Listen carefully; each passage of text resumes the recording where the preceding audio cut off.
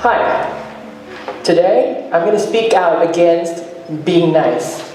Honestly speaking, I'm most probably the most unlikely person in this entire planet to do this. To be this ferocious, anti-being nice spokesperson. You know why? Because my entire biography is pointing at a completely different direction. I'm nice my whole life. I can barely remember a time in my life when I wasn't trying to prove to the world that I'm a nice person. Really. It feels like when I was 5 or something, fairy godmother flew into my dreams and then said, "Be nice and have courage." And I was cursed. From that day onwards, my fate was sealed. I knew that from that day onwards, I was going to become a nice person, only a nice person, and always a nice person. And I seriously thought that it was a good thing to do, you know. I thought it was right. Until I reached my 20s, and I find this profound statement. Nice people finish last. Damn. I got it wrong my whole life. My life was a lie. I only realized that being nice sometimes means being unproductive. Sometimes means that you are dishonest. Means that you are fake. Means that you are unoriginal. You are boring. All these bad words that is attached with being nice. And I finally realized this, you know, because when things happen, you are clinging yourself to a purely positive image of yours. So when any issue happens, your absolute almighty top priority will be protecting your image instead of facing what is important in front of you. That's why. And you know what's the worst? The worst thing is, you forgot how to stand up for yourself when necessary. 2 months ago, I was having lunch with my friend in a restaurant in Paragon. So we ordered some food, but when the food was served, it wasn't one that we ordered. We did not notice because we were talking, right? And almost when we were almost finished with the dish, we only realized, hey, this wasn't what we ordered. So my friend asked the waitress to come. Waitress, this wasn't what we ordered. And when the waitress came over, this is what she said, and I quote, "I'm sorry, you almost finished your food already. If you told us earlier, we can change. Now cannot already. I'm sorry." I just walked away.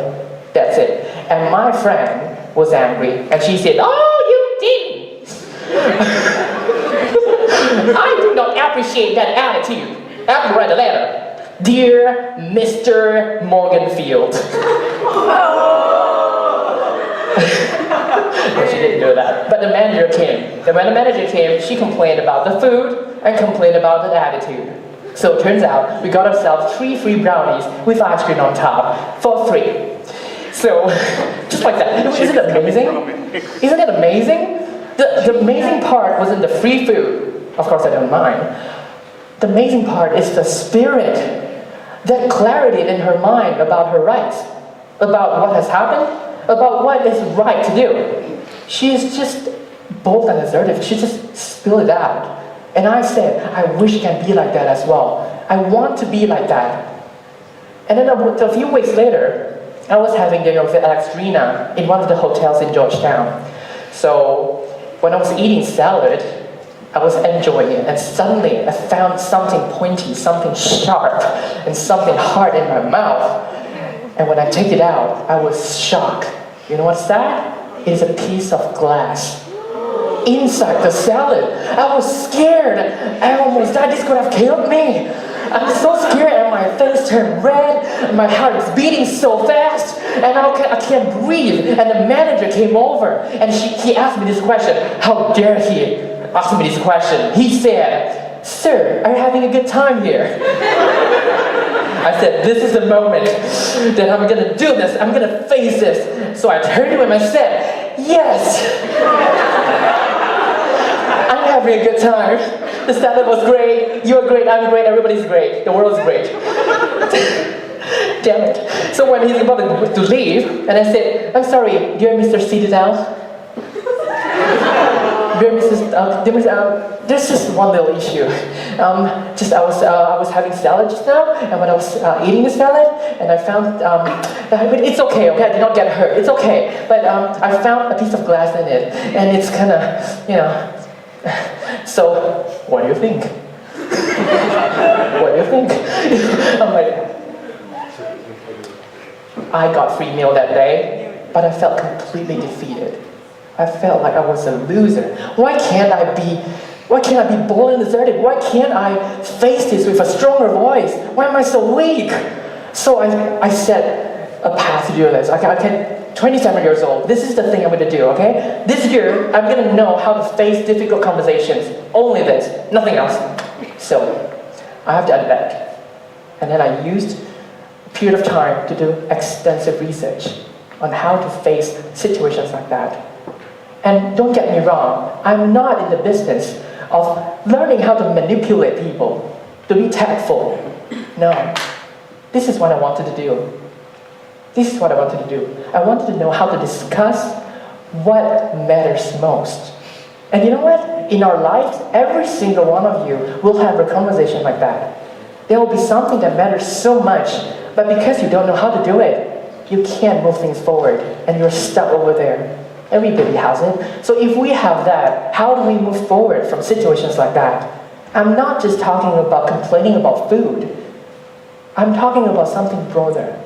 I'm talking about all of the relationships in your life, all of your friends, your business coworkers, your parents, your lovers, anyone. You will have something like that where you're stuck and you don't know how to move forward to, isn't it? And this is what I'm interested in. How do we discuss things that matters most when things aren't right? So, I want you to discuss about this.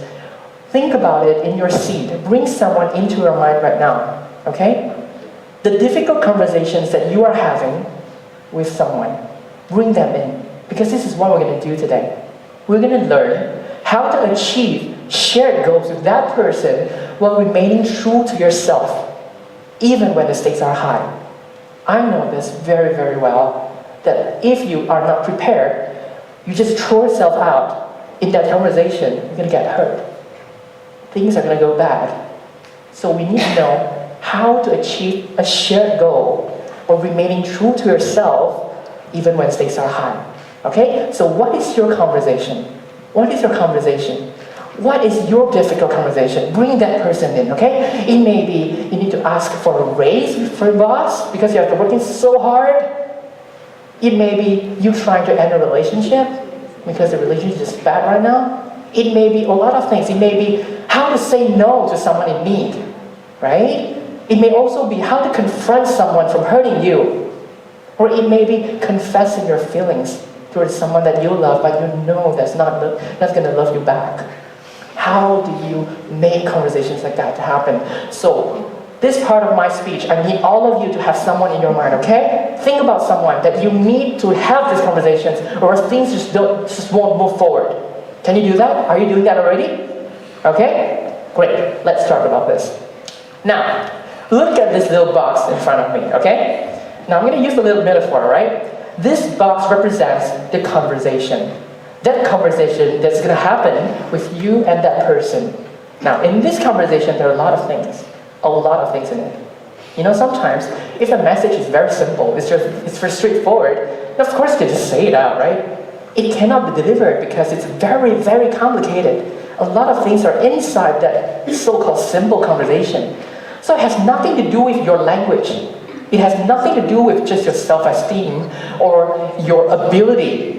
It has nothing to do with that. In fact, every single person here will have similar things inside the conversation. Now, what is in it? Now, the first thing that is in it is the truth. Actually, before the truth, there is something that's even more important, the outcome.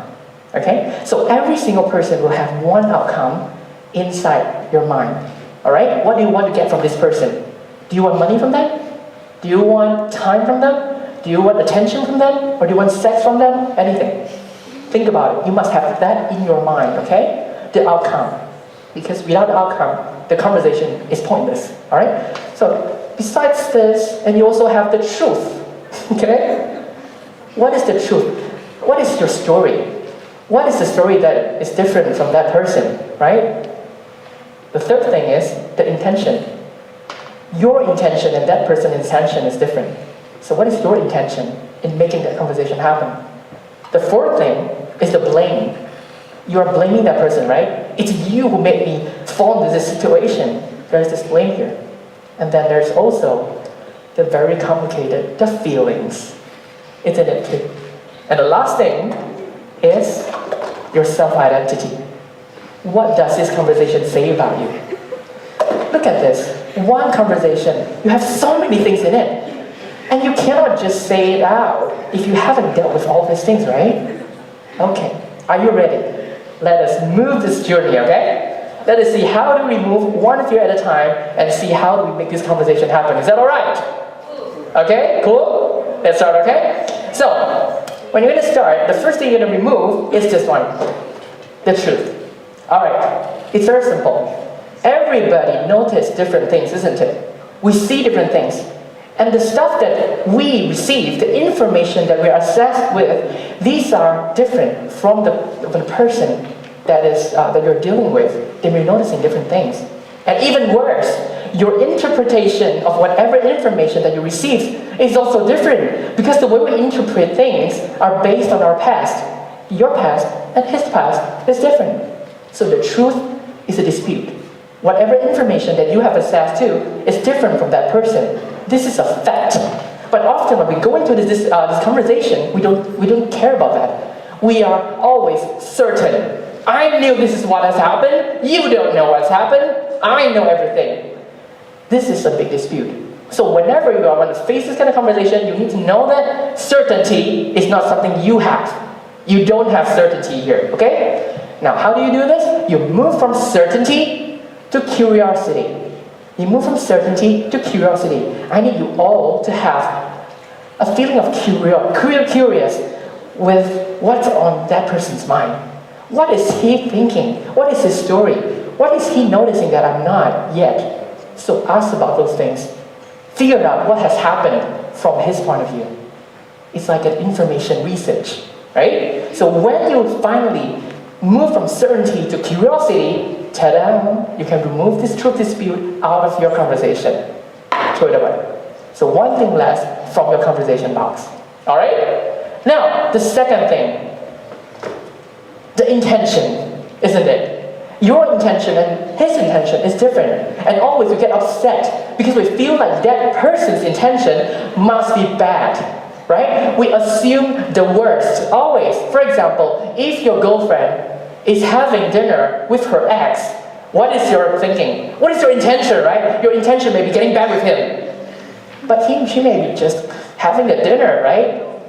But you wouldn't think like that. You would think the worst, because that's how our human minds function. We will think the worst, we will assume the worst that has happened.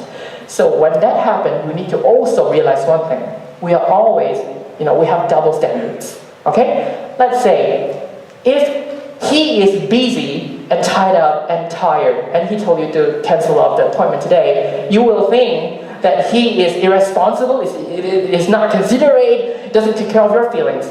But when you are busy, tired, and tied up, you are busy, tired, and tied up, right? It's not fair. We have double standards for that. So, how do we deal with intentions? The difference of intentions. Now, this is the way, okay? This is some sort of strategy in having that conversation. You need to share the impact of this issue on you. You share what has happened on you, okay? After you share the impact of this issue on you, you ask, why did you do that?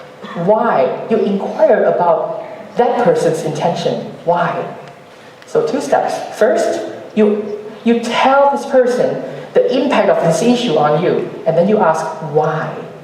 Now, when you do that, the intention dispute will not be something that draws you back. Now, it will be easier. So your conversation box will be one item lighter.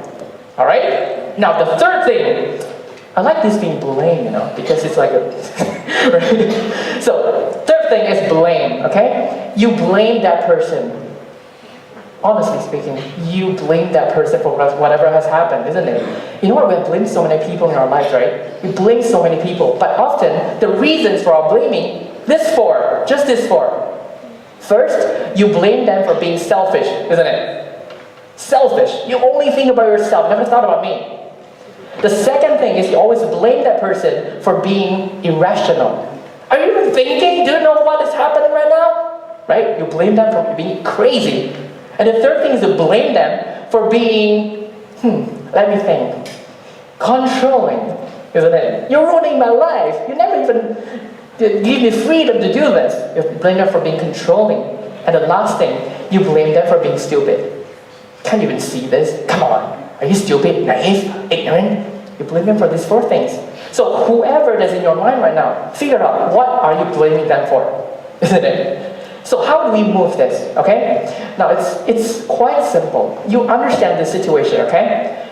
When you blame someone, you are looking backward and judging, okay? You look backwards and you judge. See, this is where am I right now, and it's all your fault. We don't want to look backwards. That's not the right way to do it. We look forward. So how do we look forward? We talk about contribution. So instead of blaming them, we understand what contributed to this situation. So when you talk to that person, you need to understand your contribution too. Because we often do not do that. You are a saint. You contributed nothing to the situation. But this is not the truth. So when 2 of you came together and talked about, we have contributed, our equal parts to bring both of us to here today. So we need to go to the next stop. How do we contribute even more so that we can go to that place that we want to go? Now, when you have the sense of contribution, then you will realize that the conversations are not that complicated. Okay? So blaming, stop blaming. Understand. Now, terrible part, the feelings, right?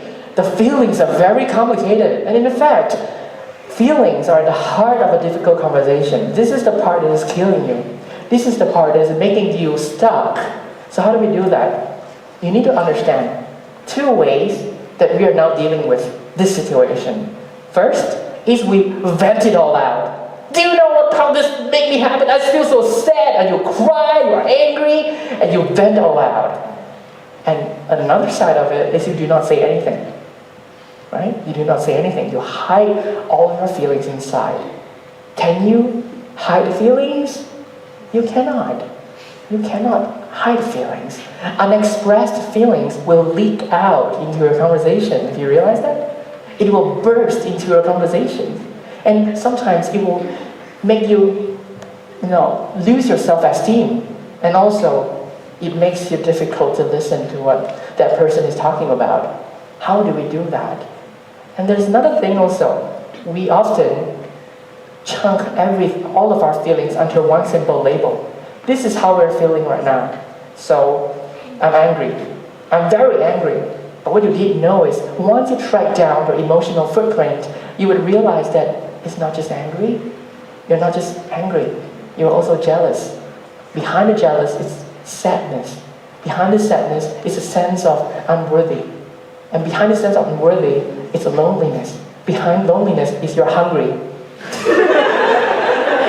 Right? So, you go through all these things, you'll realize feelings are very complicated, and you really need to have enough emotional vocabulary for this. And how do you do that? You train your spiritual maturity. You need to know how to identify your own feelings. Now, this takes the most time. This takes time, but I believe you can do that. Start from small. Properly describe your feelings to the people around you. Start from your loved ones, your father, your mother, your siblings, your friends. Start talking more about, this is how I feel today. Because the tips for this is this. You need to know how to not vent your feelings out, but describe them carefully to that person you need to talk about. See, this is how I feel. When you do that to me, I feel inadequate. I feel I'm not enough for you. Yes, I will get angry, I will get upset, I'll get disappointed when you do not do this for me, but the truth is I feel inadequate. And I feel that I need you to take care of my feelings that I do that because I care a lot. You know what I mean? You use all these words to describe that carefully to that person. Alright? So when you finally can do that, and you can remove these feelings that is interrupting your conversation, then things will be easier. Okay? The last one, self-identity. I think this is quite difficult as well. Because you know why? When things happen, we will have this question inside our mind. what does this situation say about me? What does it say about me? Does it say that I'm incompetent? Does it say that I'm not worthy of love? Or does it say that I'm not a good person? Right? You ask yourself questions like that, like self-existential crisis is happening as this conversation is happening. It is very normal to feel like that. Now, when you feel like that, this is what you need to do. You need to realize and take a step back and realize that this conversation alone does not define you. Okay? It does not define you. You need to ground your identity. And this is what I realized that a lot of my friends are doing. Their self-esteem is like an all or nothing syndrome. You know what I mean? It's like I'm either a very, very good person or I'm Satan. I'm really bad, I'm evil. I'm either a very hardworking guy or I'm a very lazy guy. It's only two ends. It's not that. Self-worth, self-identity is very, very complicated. You may be at different places at different time. So what you need to do is to ground your identity. Know that you are you no matter what, and this will not affect where you are. Do not lose your balance. So you regain your balance back by knowing that this conversation does not say everything about you. Now when you can finally do that, you will have a more stable emotion. You will have a more stable self-esteem to face this person. And when you can finally do that, you remove this thing away. And what's left in it? The outcome. The outcome. At the end of the day, what is inside is the outcome. This outcome will be what you want. If you can properly deliver this outcome, then I guess the situation will not be as complicated anymore. Now, I know that even if I have shared this structure with you, you will still be facing a lot of difficulties when trying to deliver it. It is very normal to feel that way. But after you can see all these 5 steps, maybe you can move from difficult conversation to a learning conversation. Because we are learning along this way. Things will not be solved in just one day. But if you can notice that this thing is not just difficult because you are bad. It's not just difficult because you are a chicken shit. It's because things are difficult as it is. And you go through this thing one by one, step by step, and things will be solved a little bit more easily. So to wrap up my speech, this is what I'm going to leave you with, okay? Things are very complicated. A lot of things are very complicated in our world. We are living in a world that is volatile, that is uncertain, that is ambiguous, and that is complex. It's very easy to get lost in it. Everybody does. But the truth is, the good news is, the world listens. The world listens to you. So, speak slowly. If you speak slowly, the world can understand quickly. Thank you very much.